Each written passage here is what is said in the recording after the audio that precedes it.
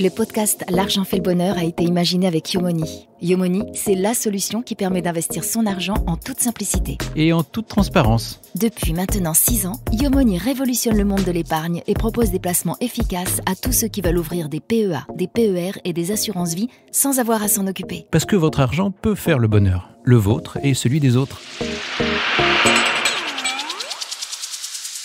Qu'est-ce que j'ai fait avec ma première paye ? Je ne suis pas capable de répondre à cette question.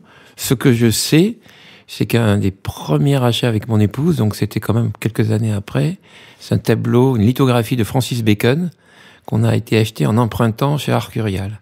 Et c'est le truc qui m'a... Si je devais répondre à cette question, c'est ce qui me revient. Elle est toujours là. Et j'ai une vraie passion pour Francis Bacon. Peut-être que ma femme me dirait qu'on n'a pas emprunté. En tout cas, je me souviens que c'était une somme très importante et qu'on est arrivé à acheter cette litho. Voilà.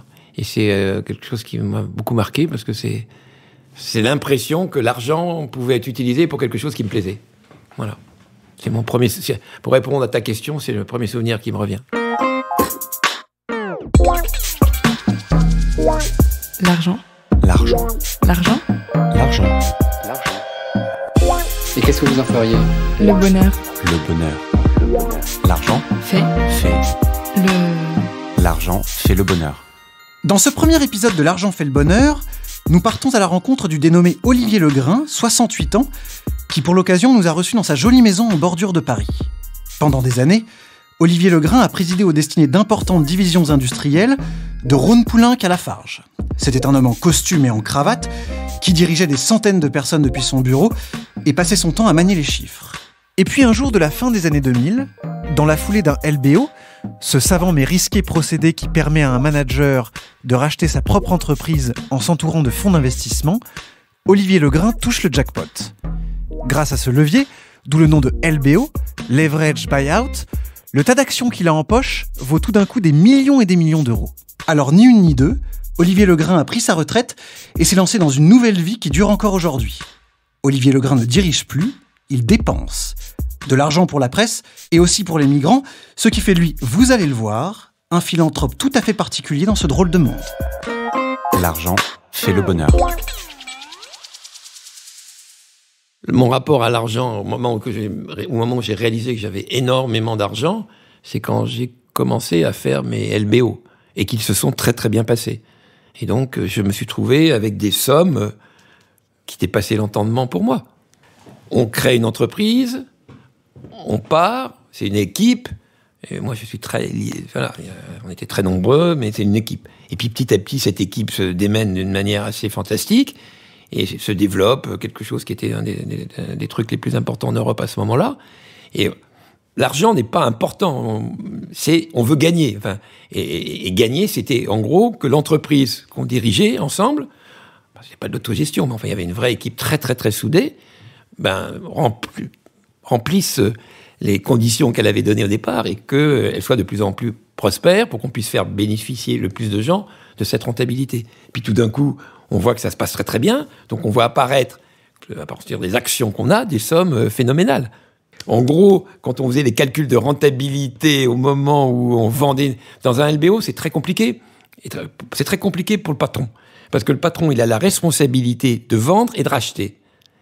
Il vend pour le compte de ses premiers investisseurs, mais il y en a d'autres qui arrivent derrière, et ceux qui arrivent derrière, ils disent « Écoute, t'es gentil, mais moins on achètera cher, mieux on se portera. » Et ceux qui partent disent « Tu vas me vendre ça une fortune. » Donc il est dans une schizophrénie. Et je l'ai vécu pendant 15 ans. Puis à un moment donné, il y a le résultat des courses, et on voit apparaître des sommes inimaginables, pour moi en tout cas. Mais c'est pas tellement les chiffres, on dit, voilà, tu es actionnaire de temps, donc tes parts représentent tant, et tu vois apparaître cette somme. Ce vertige, c'est que je gagnais très bien ma vie, mais jamais imaginé la gagner à ce point-là. Ça n'entrait pas dans mon raisonnement. J'avais un père qui était ingénieur, qui était devenu directeur général de sa boîte. Moi j'avais des sommes qui me semblaient humaines, mais ces sommes me semblaient... Le vertige, c'est que les sommes en jeu sont inhumaines. Quand je parle de 3,5 millions d'euros, j'en parle avec une grande facilité. Si j'avais gagné ce que j'aurais pu gagner dans un rachat avec beaucoup moins de mes collaborateurs, je pense que je serais devenu un peu fou, quoi. Oui. Je pense que ma vie, j'aurais explosé. comme certains ont explosé en plein vol et qui sont très connus pour avoir explosé en plein vol. L'argent est un moyen, j'en ai gagné beaucoup plus que ce que j'avais jamais imaginé. Moi, j'ai commencé cadre très vite supérieur chez Ron Poulenc, j'étais bien payé. Et puis ensuite, j'étais chez Lafarge, j'étais au comité exécutif, j'étais très bien payé. Et puis tout d'un coup, le LBO... Et encore, comme je dis souvent, c'est un LBO donc, où il y avait presque 1000 actionnaires. Les fonds d'investissement, au début, ils nous demandaient d'être 5 ou 10.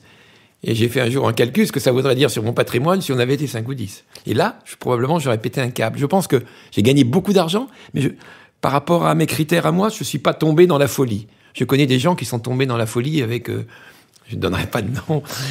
Voilà. Parce qu'à un moment, tout devient possible. Pour Olivier Legrain, l'argent est donc surtout un moyen, un rapport qui découle d'une histoire particulière et même d'une philosophie. J'étais pendant 10 ans de ma vie au Parti communiste, j'ai fait l'école du parti, donc je pense que j'ai fait mai 68 comme un gamin. J'ai eu Maurice Clavel dans la cour du lycée Buffon où j'étais comme professeur de philo, et je pense que c'est les âges où tu te formes. Et moi, j'ai ça complètement en moi. Et il y a des trucs... Dès qu'il y a une injustice avec mes critères, ça me rend dingue.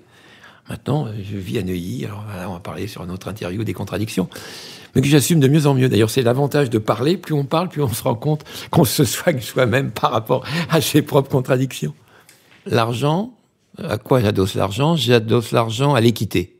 Pour moi, c'est absolument fondamental et ça m'a posé énormément de problèmes dans ma vie parce que l'équité, c'est quelque chose d'un mélange d'objectivité et de subjectivité. Moi, voilà, j'ai une notion d'équité. Où aujourd'hui, mes patients en thérapie, ils payent ce qu'ils veulent. Et là, j'ai une patiente, il n'y a pas longtemps, qui est partie en trouvant qu'elle ne payait pas assez cher, alors que c'est elle qui avait déterminé la somme. Les vraies dépenses d'équité, c'est ma manière de traiter mes patients. C'est-à-dire qu'effectivement, j'ai énormément de patients parce qu'il y a beaucoup de jeunes qui sont venus parce qu'ils payent très peu. Et donc, ça a attiré beaucoup de jeunes. Et puis, c'est la Maison des médias libres et le Fonds Riaché. Et la liberté de la presse, j'ai trouvé ça fantastique. J'avoue que c'est...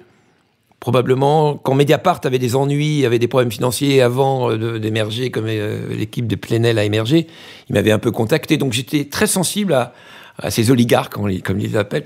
Et puis petit à petit, ce projet de Maison des médias libres est venu.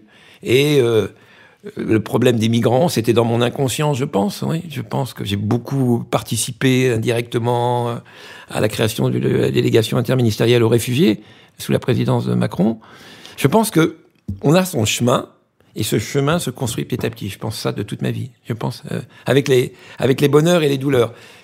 Voilà, je pense que voilà, j'ai trouvé des choses qui aujourd'hui me correspondent totalement, même si c'est compliqué, très compliqué. Il y a quelques années, Olivier Legrain a mis en place un fonds d'investissement qui s'occupe de financer des projets d'aide aux jeunes migrants. On retrouve là, par exemple, l'idée de construire ce que notre homme appelle des maisons d'hospitalité afin d'accueillir les migrants en détresse. Je crois au chemin d'initiatique. Je ne saurais plus exactement tout dire, mais moi je crois qu'il y a des choses qui prennent. Je pense, alors c'est assez compliqué à reconstruire, mais je pense que certains de mes enfants trouvaient que je mettais beaucoup d'argent dans la liberté de la presse, et il se trouve que 2 de mes 4 enfants étaient un peu impliqués, ou en tout cas parlaient beaucoup autour de moi des problèmes des migrants. Et petit à petit, ils m'ont dit, voilà. Et donc, moi, quand on commence à me dire quelque chose qui me touche, je passe à l'action. Donc, j'ai beaucoup réfléchi sur la délégation interministérielle aux réfugiés. Et petit à petit, dans ma tête, je ne sais pas pourquoi, peut-être par des lectures, j'ai pensé maison d'hospitalité. Et à partir du moment où j'ai commencé à parler de maison d'hospitalité, j'ai commencé à créer un réseau. Et ça, j'aime bien faire ça. C'est des trucs que je sais à peu près faire. Et quand on met des gens en contact, il apparaît des forces. Et ça, c'est pareil, dans la politique, je crois beaucoup à ça, de mettre en contact des gens qui arrivent à oublier leurs égos, en partie, et à faire des choses qui semblaient impossibles. Et ben, on a construit ce fonds, et le concept des maisons de l'hospitalité, il n'y a pas grand-chose de fait, mais ça intéresse énormément de gens. Ce concept d'achat, en fait, c'est d'acheter, de mettre de l'argent, pas de donner des frais de fonctionnement, d'acheter. Donc, il y a beaucoup de choses qui sont... en train d'être concocté du côté de Briançon. Si on prend l'idée, c'est de trouver un endroit, une maison, où les migrants pourraient vivre décemment, être abrités dans des conditions humaines, mélangés, si on y arrive, avec la population, pour pas que ça soit des ghettos, et que ces gens puissent, dans l'idéal, apprendre le français s'ils en ont besoin, dans l'idéal, trouver du boulot sur place s'il y a du boulot, et sinon, repartir vers leur direction de vie, qui peuvent être d'aller vers l'Angleterre, ou s'ils n'ont pas leur papier, partir, d'être expulsés. Potentiellement, qu'est-ce que j'ai dit ? J'ai dit que j'étais prêt à mettre 3,5 millions d'euros là-dedans. C'était ça la question. Parce que pour le moment, il y a deux choses. Le fonds, il a été construit autour de deux valeurs. Soit les actions coup de poing, c'est-à-dire que quand il y a des choses qui nous scandalisent, politique, la première chose qui nous avait scandalisé, c'était la fermeture de la frontière entre la France et l'Espagne avant et après le G7 à Biarritz. Il y a eu la manière dont les gens étaient expulsés et les tentes de la place de la République. Et il y a eu, ça me revient parce qu'il y a eu beaucoup d'émotions autour de ça, quelqu'un qui s'occupe des migrants au fin fond de la Bretagne et qui, pour les emmener à des cours de français, n'avait plus de camionnette. Et on lui a payé sa camionnette. 10 000 euros. Voilà. Enfin, c'est un quart, plus qu'une camionnette.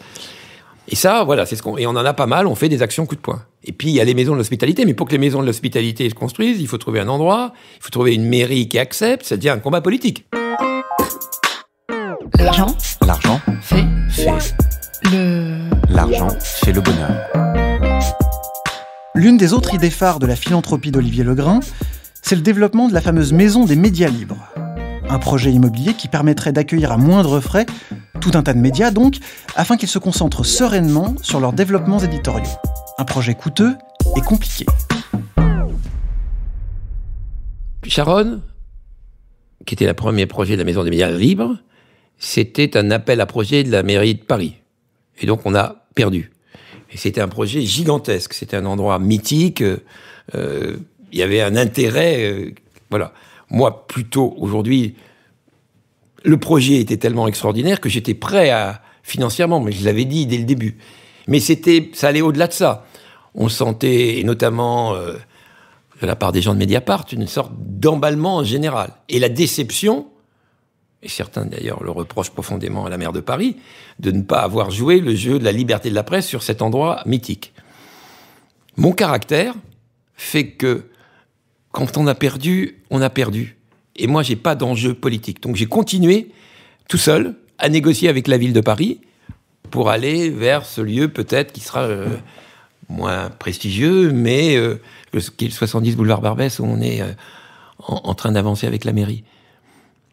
Après, selon l'endroit, selon mon cheminement, et là je pense qu'on va peut-être partir, on se rend compte que pour que les médias puissent y vivre sans payer un loyer trop élevé, il ne faut pas qu'il y ait de redevance à la ville de Paris, donc qu'un bail amphithéotique est complexe et qu'il faudra peut-être passer par l'achat, qui de nouveau remet une somme encore plus importante, avec une idée que une partie de cette somme avancée en trésorerie, si le projet se développe bien, les médias me remboursent petit à petit à travers un loyer, à travers un remboursement d'emprunt et accès derrière à une partie de la propriété, pour retomber dans les sommes qui étaient à peu près au niveau de ce qu'était Charonne. Donc ça veut dire que je serais prêt à engager une partie beaucoup plus importante de mon patrimoine, mais de le mettre plus à risque.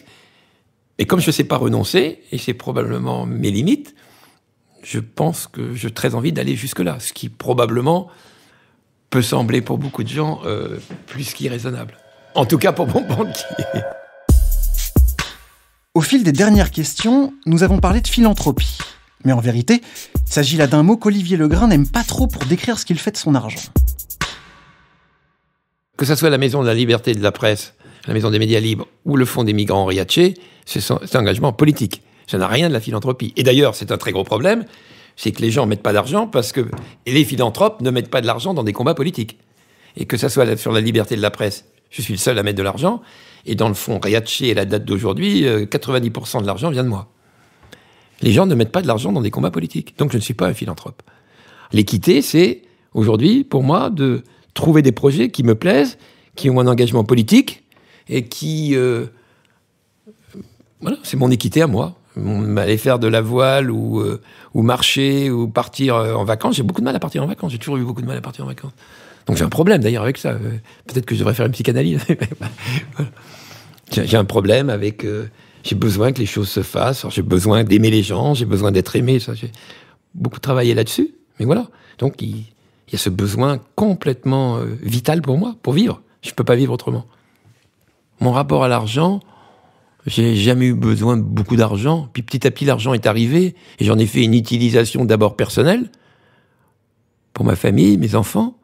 Et après, je considère qu'il ne faut pas pourrir ses enfants et que l'argent, il faut l'utiliser pour les autres.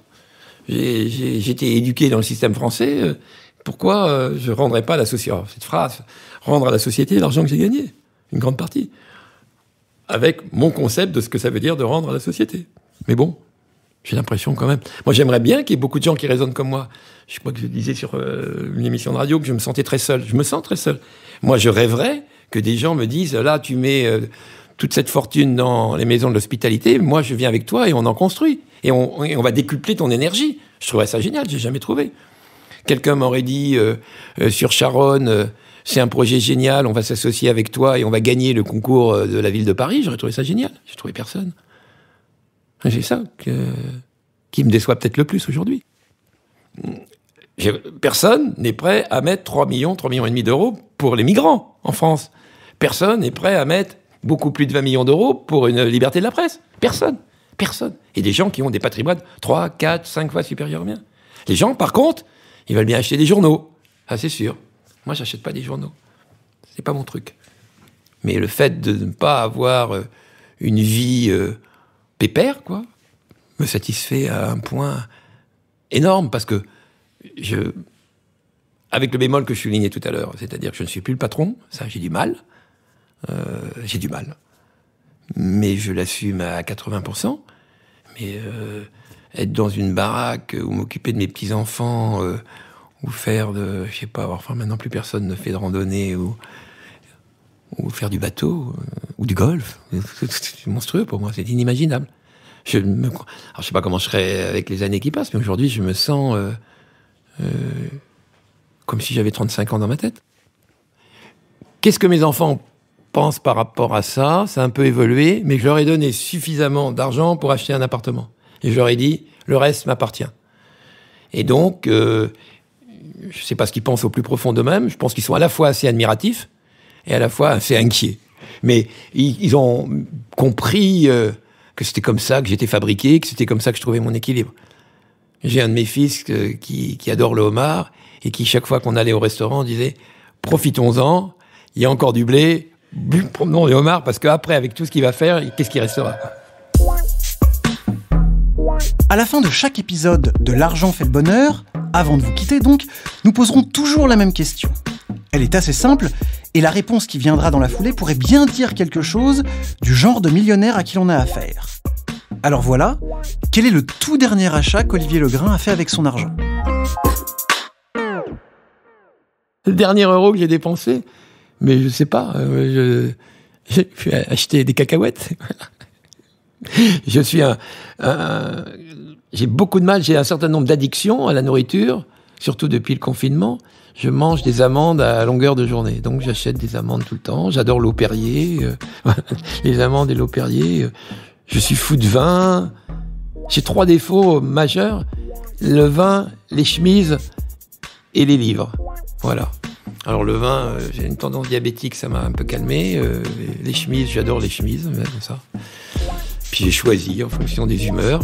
Et les livres, je lis énormément. N'importe quoi, presque. Voilà. Le dernier euro dépensé, je peux pas dire autre chose que ça. L'argent. L'argent. L'argent. L'argent. Et qu'est-ce que vous en feriez? Le bonheur. Le bonheur. L'argent Fait. L'argent fait le bonheur. Vous venez d'écouter un nouvel épisode de L'argent fait le bonheur, un podcast imaginé avec Yomoni, la solution qui permet d'investir son argent en toute simplicité. Pour en savoir plus sur Yomoni et leurs solutions, rendez-vous directement sur leur site yomoni.fr.